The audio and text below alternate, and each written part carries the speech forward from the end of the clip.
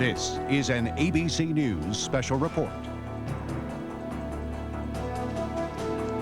Hello again, everybody, and for those of you joining us now who I cannot imagine under any circumstances expected to see a normal World News Tonight broadcast at this time. We've been on the air for the last 10 hours as the country has endured or is trying to get through, as one official here in New York said, this horrendous attack on the United States today in both New York City and outside Washington at the Pentagon, and an attack that may or may not have gone wrong on Camp David in Maryland, the president's country retreat, but certainly resulted in the deaths of some people on yet another airliner today.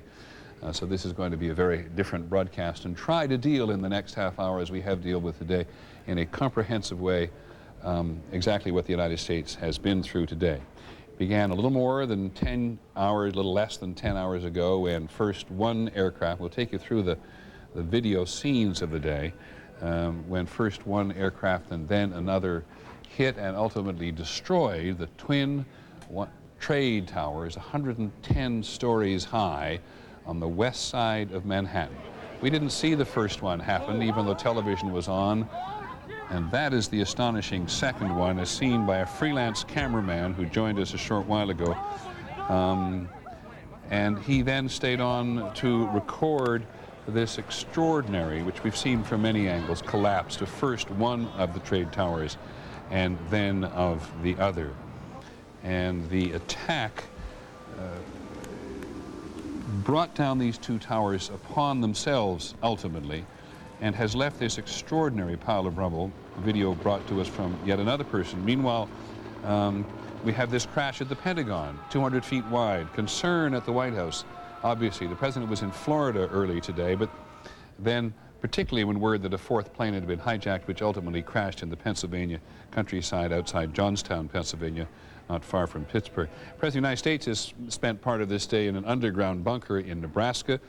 He's on his way back to Washington now. He's going to speak to the nation tonight. The Navy's Atlantic Fleet was at one point diverted to come and bring aircraft carriers to New York Harbor so that they could assist. There's help and assistance descending on New York and Washington from a variety of places. And it's probably not at all unfair to say that the entire country is, in some measure, in shock as to what has happened to the United States in a psychological, symbolic, and very physical way on this particular day. In this half hour, we're going to try to put together just some of the more cogent reporting of our reporters who've been watching this throughout the day. And I want to go first to ABC's Diane Sawyer, who's been in Midtown Manhattan all day, gathering what she can. Diane. All right, Peter, forgive me if I don't respond to you carefully, because it's still very noisy down here, and I'm going to kind of tell you what happened to me. We're now about 4 blocks from the scene, and as you can see, even at this hour, it's like being on the edge of the crater of a volcano. The smoke is still pouring out, the air is still acrid with fumes. Everywhere around me, I see haggard firefighters, exhausted policemen. And then in this eerie disconnect in New York, occasionally you see people just succumbing to the everyday and walking by. But still, when you look at this, it is clear it is not over, because as we know, within the last hour, another building came down, number 47, a 47-story building. And also they're saying they're evacuating now the Millennium Hotel, so this may not be over in a number of ways. As I said, when you walk around the streets of New York, and it's too easy probably to say that it's like one of those techno future thrillers where everything seems wrong, and yet people are carrying packages. They've been shopping while firefighters are still streaking their way down here. I also want to bring in, if I can, Don Daler, Peter, because Don has been down here all day. He was with us this morning as well. And about an hour ago, you made your way up to the scene, and you've had those pictures from the private photographer, Peter, but I want Don to tell us what he saw when he went to the scene himself.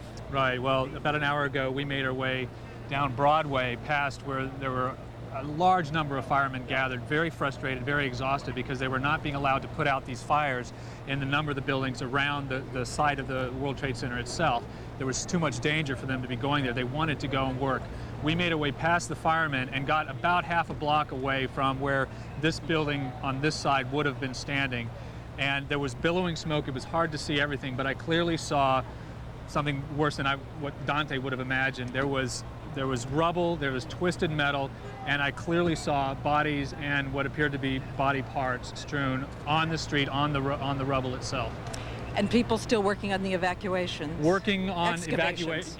Yes, but they were forcing it. The point I was there, the police were forcing everyone, from emergency workers to the firemen, away because there was such a fear, as you saw later, of a building collapse. Well, I want to give you a sense again, Peter, of what it is like here when one of the buildings collapsed. We have here Jeff Rossen, who's from WABC, our affiliate, which has done great work today on this story. And Jeff, we have footage, and I hope we can cue it up, because we see this wall, this thunderous wall of smoke streaking down the street, and you were just ahead of it.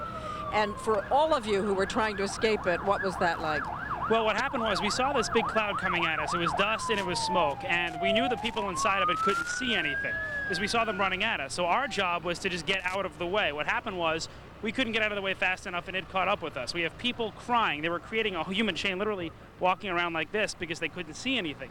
At one point, we were stuck. We were at a store with a glass front, and we couldn't get in. There was no way to go. We couldn't breathe. We didn't have masks. So an officer, a police officer from New York, came in with an axe and literally just bashed in the window and let us into that store. If it wasn't for that, I'm not sure what we would have done, and that's been a huge problem all day. Couldn't just see anything, and that was the problem. What was the heat like, and how suffocating was it for those trying to escape? It was hot, but luckily we were a couple of blocks away, and the bigger problem was all the dust, and it got into your lungs, and you just kept coughing, and you couldn't speak, and you couldn't see. That, I mean, people were walking at the poles, people were crying and screaming. It was a nightmare. It was a nightmare. Well, again, these are just a couple of people who've been on the scene all day, Peter. And as we said, we have watched this footage. We have seen people both heroic, terrified, and mystified. And the scene out here tonight is really just one of complete, almost wounded numbness. And there's no other phrase I can summon at this moment to convey it to you. Thank you very much, Diane. Diane Sawyer, who's been in Midtown Manhattan all day trying to get a grasp of the city and very effectively what's going on around her. Don Dahler from ABC News, Good Morning America, has been down with a couple of freelance photographers. It's freelance photographers who brought us the most intimate, the closest up video of what actually happened at the Twin Trade Towers today. It's a reminder of the world we live in. There's a camera pointed by somebody almost everywhere.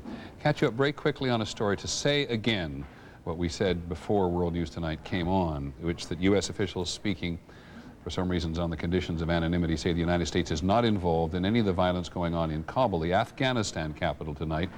This appears to be an intra-Afghan affair, that the supporters of a leading anti-Taliban leader who was killed the other day have been rocketing the city tonight, so it has nothing, as best we can tell, to do with this. And then, of course, there was the Pentagon, and it just, think back 10 hours, it just began to pile up on us, one thing after the other. One was horrible, the next was third horrible. By the time the Pentagon attacked, shortly after the attack on the Twin Trade Towers, it was amazing. And here's ABC's John McCarthy, who's been there all day. John? Peter, it was at 9:38 this morning. I was innocently sitting in my office at the Pentagon when there was a jolting blast on the other side of the building. You can see it over my shoulder. A large aircraft came down 395, which is a major highway. It clipped off the tops of many of the light poles on the way in, and it slammed into the building.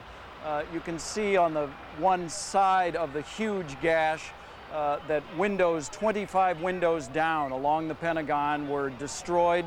The building, the section of the building that was hit by the fuselage of the aircraft collapsed several minutes after the aircraft hit it. I was able to get an exclusive walk up to the damaged site with some officials who got me through police lines. The area is surrounded with police evidence markings all over. There was a huge area for medical triage that is quiet now. And now they are continuing to fight fires inside the building, Peter, so they can go ahead and try and get anyone who may be still trapped in the rubble. It took them 5 hours before they were able to get into the building initially and begin to look for people who might be trapped and injured. John, we heard a while ago, and there's some chaos here too, as you can understand, about a preliminary casualty figure at the Pentagon. Do you feel you have a good handle on that? I do not have a good handle on it, Peter. There have been wild rumors from several hundred to over 1,000. It's impossible to know at this point, and I will not speculate. And you may have said this most recently, and we would never want you to speculate, John. I believe you said now what you said earlier before, that the senior military officials at the Pentagon, none of them have been hurt to the best of your knowledge. Don Rumsfeld, the Secretary of Defense, is in just a few minutes going to hold a briefing inside the Pentagon for a very few number of reporters that are over there. And all of the military chiefs have been accounted for, and they have been spending the day in the National Military Command Center.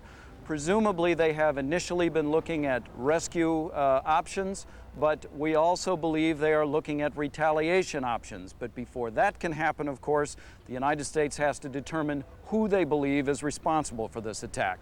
I'll tell you, Peter, there is a pervasive sense of anger among the military officers I've talked to today. They have mentioned again and again Pearl Harbor, saying that it is going to be dwarfed. The number of people killed in Pearl Harbor so many years ago, just about 2,600. They say the casualties from this one are going to be so much worse. They are ready to go to war. There is a sense of war here at the Pentagon. And thank you very much, John McWethy at the Pentagon. We'll be coming back to you many times in the course of the evening. The question is, go to war with whom? Because from the FBI, from the CIA, from the Pentagon today, no warning of this whatsoever, no knowledge of who's involved, no clues yet as to who's involved that we have heard about in any respect today.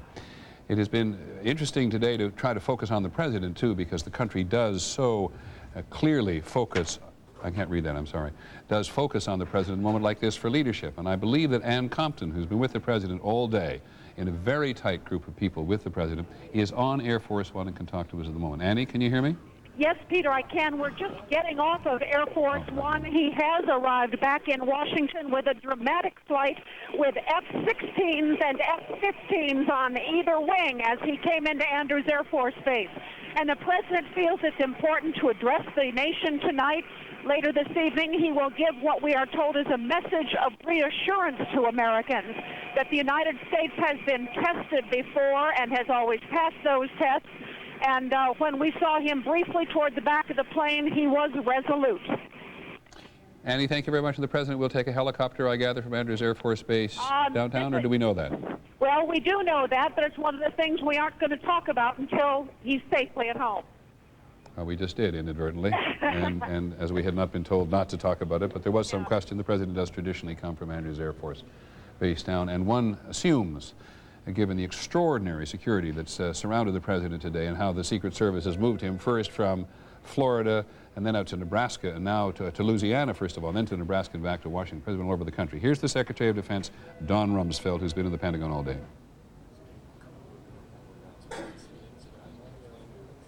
And we're having difficulty hearing him, and one should not be surprised if there isn't some kind of, if there's some kind of hookup that didn't work today.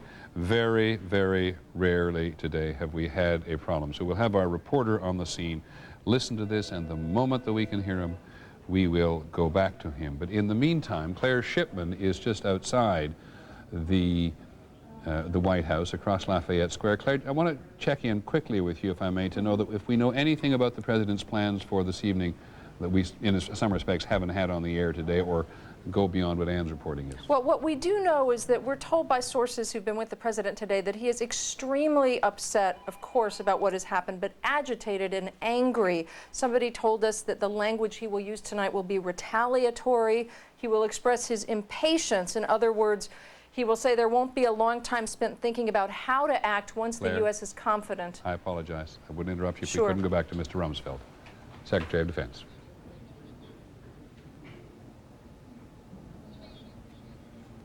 Well, the best laid plans. First of all, here we are. Kind enough to come down and has been with us. We've very recently had a discussion with the President of the United States. Chairman Hugh Shelton has just landed from Europe. Secretary of the Army, Tom White, who has a responsibility for incidents like this, as executive agent for the Department of Defense, is also joining me.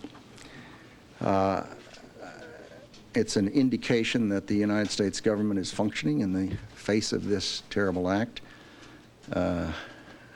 against our country. I should add that the briefing here is taking place in the Pentagon. The Pentagon's functioning. It'll be in business tomorrow. I know the interest in casualty figures, and all I can say is it's not possible to have solid casualty figures at this time. And the various components are doing roster checks, and we'll have information at some point in the future, and as quickly as it's possible to have it, it will certainly be made available to each of you. I'll be happy to take a few questions after asking First General Shelton if he would like to say anything, and then we will allow the others to make a remark or two. General Shelton, Thank you, Mr. outgoing Secretary. Chairman of the Joint Chiefs. Ladies and gentlemen, as the Secretary just said, today we have watched the tragedy of an outrageous act of barbaric terrorism carried out by fanatics against both civilians and military people, acts that have killed and maimed many innocent and decent citizens of our country. I extend my condolences to the entire Department of Defense families, military and civilian, and to the families of all those throughout our nation who lost loved ones.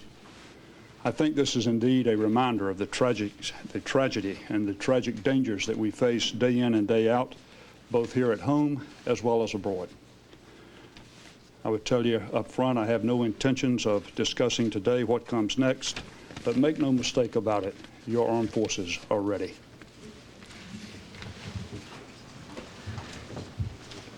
Chairman of the Senate Armed Services Committee, Carl Levin.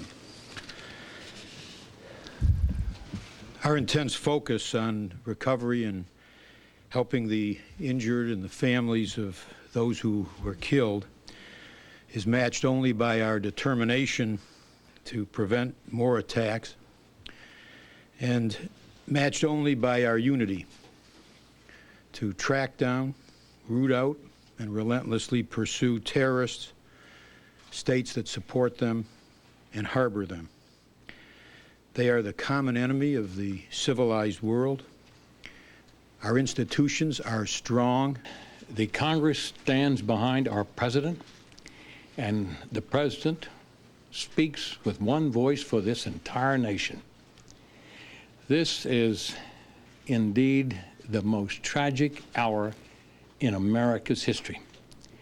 And yet I think it can be its finest hour as our president and those with him, most notably our Secretary of Defense, our chairman, and the men and women of the armed forces all over this world stand ready not only to defend this nation and our allies against further attack, but to take such actions as are directed in the future in retaliation for this terrorist act, a series of terrorist acts unprecedented in world history. We call upon the entire world to step up and help, because terrorism is a common enemy to all, and we're in this together. The United States has borne the brunt, but who can be next? Step forward and let us hold accountable and punish those that have perpetrated this attack. Again, I commend the Secretary, the Chairman, and how proud we are. We spoke with our President here moments ago. He's got a firm grip on this situation, and the Secretary and the General have a firm grip on our armed forces. In no way is the United States government connected to those explosions. What about Osama bin Laden? Do you suspect him as the prime suspect in this? It's not the time for discussions like that. Mr. Secretary, you said you could not be specific about casualties. Can you give us some characterization of whether it's dozens or hundreds in the building?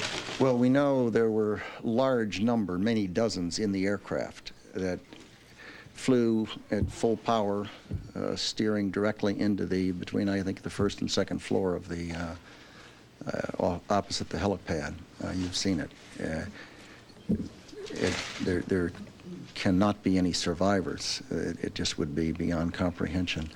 There are a number of people that they've not identified by name, but identified as being dead, and there are a number of casualties. But the FBI has secured the site, and the information takes time to come. People have been lifted out and taken away in ambulances, and the numbers will be calculated, and it will not be a few. Sir, Secretary, could you tell us what you saw? Mr. Secretary, do you consider what happened today, both in New York and here, an act of war? There is no question but that the attack against the United States of America today was a vicious, well-coordinated, a massive attack against the United States of America. What words the lawyers will use to characterize it is for them. Does that mean Secretary of Defense Don Rumsfeld being asked all the obvious questions, and let's just quickly review them before we move. Did they have any inkling of this in advance? The answer is they don't discuss this. Every single piece of evidence we have seen all day says the United States in no way had any inkling of what was going to happen, and if they did, boy, somebody missed something somewhere. Secretary, reaffirming what we reported to you already, the U.S. has no, or saying again what we've said already, that the U.S. has no involvement in Afghanistan, the violence occurring in Kabul tonight. This is not a time to discuss whether or not the United States suspects Osama bin Laden, but he's been at the top of the list of American suspects for international acts of international terrorism for so long now, it's impossible not to imagine he wouldn't be at the top. Casualties in the building, he says there are many. And then he goes on to make the point that we sometimes forget in covering New York and the Pentagon today, and that is the people who died on the aircraft. 266 people died on 3 aircraft today, 4 aircraft today. The 2 that crashed into the trade towers, the 1 that crashed into the Pentagon, and the 1 that crashed in Pennsylvania today, whether or not it was on a mission or not. Was this an act of war? Secretary of Defense and everybody else in the government today, you can expect to be very careful about using the phrase an act of war, because it imposes on the United States certain requirements to respond in certain ways if they find themselves involved in a war, especially with another country. We believe this is now the President coming from Andrews Air Force Base to the White House, but it was Senator John Warner, one of the most senior politicians involved with the military for many, many years now, and a man with a real sense of history and knowledge of history, surely, who describes this as the most tragic hour in America's history. I think there will be people, not least of whom are historians throughout the country, will argue with the senator about that today, given the attack on Pearl Harbor, given the invasion of Normandy, and heavens knows, given the first and most tragic days of the Civil War in 1861, who will argue with that characterization. But it does give you some real sense at the moment of how intense the feeling is, not only in the political establishment in the country as a whole as well, and all sorts of other countries. I'm getting messages from countries all day today, people deeply, profoundly shaken by the experience that the United States has had today. I want to go to Washington now because Claire Shipman is there right opposite the White House. We'll come back to Charlie Gibson and casualties in just a moment, but as we think, Claire, that the President may indeed be arriving, are those helicopters, Air Force or Marine One as it's called, the President's helicopter coming from Andrews Air Force Base? Yes, that's right, Peter. And in fact, we're told the only reason that his security team felt comfortable letting him chopper back to the White House was because there is substantial air cover in the area keeping him protected. But it has been a long day for him, as you noted, and he has, we're told from people who were with him, wanted to get back to the White House all day, but again was listening very closely to his security team, who wanted to be absolutely certain that that was going to be all right. We were talking earlier, the President is very eager to make plain tonight that his mood is retaliatory, to express impatience. We got a little bit of a hint of that from a statement from Ari Fleischer, his press secretary today, who said not so long ago, "We will find these people and they will suffer the consequences of taking on this nation." I wouldn't be surprised to hear something like that from the President tonight. Equally eager to get back, Peter, just as the President is back, congressional leaders, they're planning to make a public statement tonight at 7:30 p.m. Again, everybody wanting to show this is business as usual in Washington, certainly not usual in the way we would ever define it, but they want to show a government that is up and functioning because they think that the PR element here, in terms of sending a message around the world, is every bit as important as security measures. As we wait, I'm going to bring in the voice of Charlie Gibson at the moment because I do not want to go away from this scene on what I assume is the south lawn of the White House. We'll just stay with this and watch the president come out. But Charlie, you've been trying to get some kind of handle on casualties throughout the day. Have had any success? Well, no, Peter. People want a number, and as if it were some way to quantify these most horrific of acts, and properly no one has been willing to speculate on what that number may be. Obviously, any low number would have to be ratcheted up at some point, and to give upper-end estimates are probably too horrible to imagine. As the mayor of New York, Rudolph Giuliani, said, when we get the final number, it will be more than we can bear. The concern, obviously, is that there were emergency workers inside the World Trade Centers when they collapsed, when the Twin Towers came down, and the evacuations had not been completed. And as the Secretary of Defense said a moment ago, when we get the totals from the Pentagon, it will be a lot more than a few. We do have some estimates on injured, but again, these are highly unreliable. The mayor, again, saying at least 2,100 injured in New York, 1,500 taken to Liberty State Park across the Hudson River in New Jersey, 600 taken to hospitals, and the most chilling, one of the most chilling quotes that we've heard today, St. Vincent's Hospital here in New York had more than 200 injured. One doctor, Stephen Stern, saying there hundreds of people burned head to toe. And we know many burn victims have been evacuated, some as far away as being taken to Canada, some being flown. He learned about it, spoke to the people, then moved on to Louisiana and then out to Nebraska, where he went into a bunker totally reminiscent of the situation which the president might have found himself in and which the country prepared for. And he is going, and how he responds, how he accommodates the country's frustration, and how he accommodates the country's anxiety and anger, and how he responds, or finds a way to respond, and as we've said many times, to whom will mark George Bush, however it goes, one way or the other. As he will speak to the nation at 9 o'clock tonight, and as Claire Shipman said to us, the representatives of the Congress, who've been pretty forthright today, earlier Senator Biden early today, saying that Congress must be seen to keep going, that the most important thing is that terrorists not be allowed to see that American life has been interrupted to any greater extent than it already has today. So we're going to hear in full later tonight, but we shall be on the air for the entire time for any development. Lisa Stark, who covers aviation for us on a full-time basis from Washington, is in Seattle today. Among other things, the headquarters of the Boeing company, which had its aircraft involved in these hijackings today, 757 and a 767. What can you tell us, Lisa? Well, Peter, it now appears that the weapon of choice appears to have been knives on board these planes. We know from reports from our sources and others that reports from flight attendants on an American flight and from passengers on two different flights, we're now learning. The United flight that went into the World Trade Tower, as well as the flight that went into the Pentagon. Cell phone calls from passengers on both those flights reported that men were on board with knives or box cutters, that flight attendants had been injured or killed, that people had stormed the cockpit.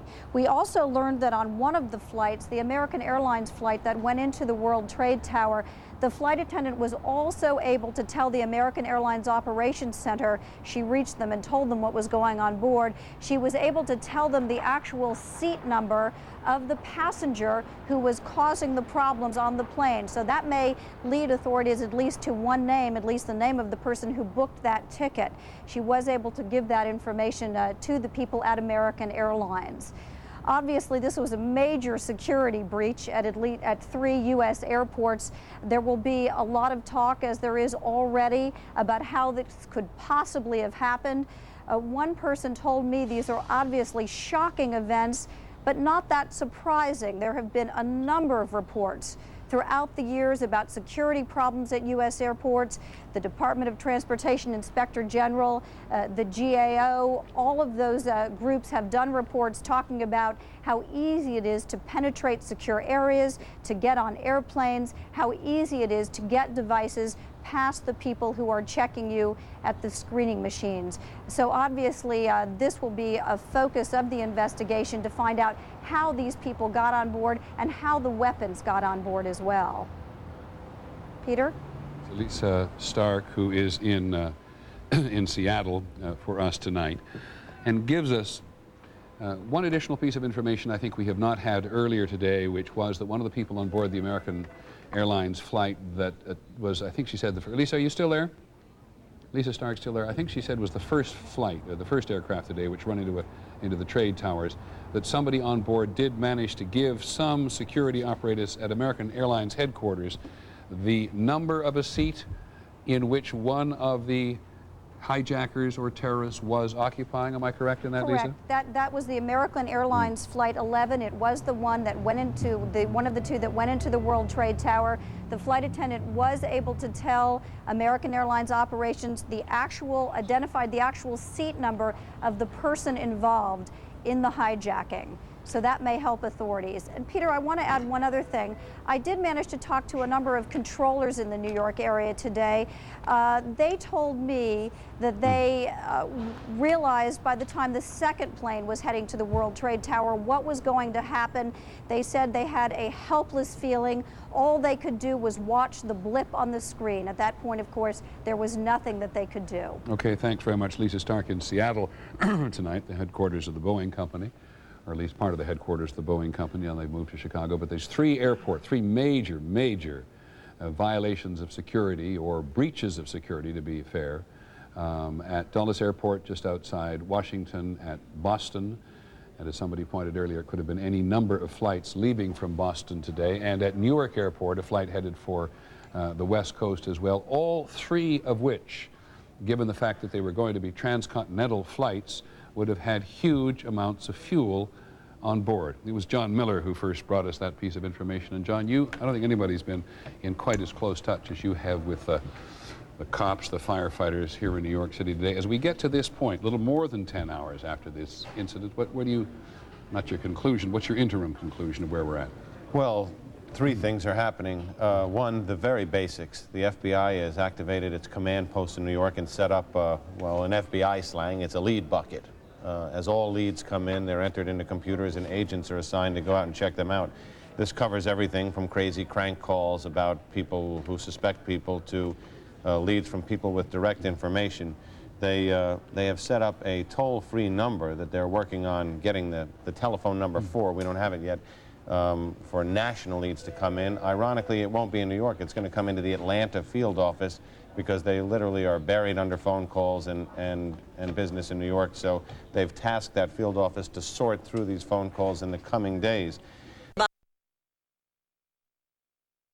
Fire.